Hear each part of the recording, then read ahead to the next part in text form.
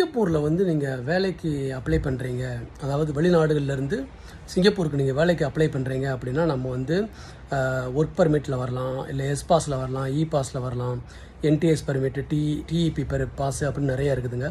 So எந்த pass apply பண்ணாலும் அதை வந்து எம்ப்ளாயி, அதாவது நீங்கள் வந்து ஒரு கம்பெனி வந்து அப்ளை பண்ணிருச்சு அப்படின்னு சொன்னாங்கன்னா, அதை வந்து எம்ஓஎம் வெப்சைட்டில் போயிட்டு நீங்கள் உங்கள் பாஸ்போர்ட் டீட்டெயிலு, உங்கள் டேட் ஆஃப் பர்த்தை கொடுத்து உங்கள் அப்ளிகேஷன் ஸ்டேட்டஸை உங்களால் தெளிவாக செக் பண்ண முடியும்.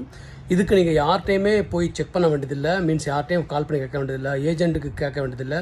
நீங்களே செல்ஃபாக எம்ஓஎம் வெப்சைட்டில் போயிட்டு அழகாக நீங்கள் செக் பண்ணிடலாம்.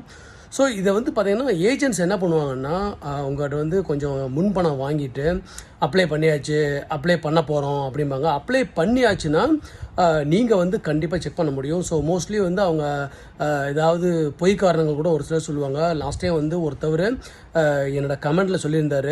ஸோ அந்த ஏஜென்ட் வந்து அவங்களுக்கு வந்து அப்ளை பண்ணிட்டாங்கன்னு சொல்கிறாங்க, ஆனால் வரமாட்டேங்குது. ஸோ ஒரு சில அப்ளிகேஷன் இப்படி வரும் அப்படின்னு அவர் சொல்கிறாரு அப்படின்றாங்க. அதெல்லாம் பொய்யுங்க. சிஸ்டம் வந்து என்றைக்குமே பொய் சொல்லாது. ஸோ உங்கள் அப்ளிகேஷன் போட்டிருந்தாங்கன்னா உங்களுக்கு ஸ்டேட்டஸ் கண்டிப்பாக வருங்க.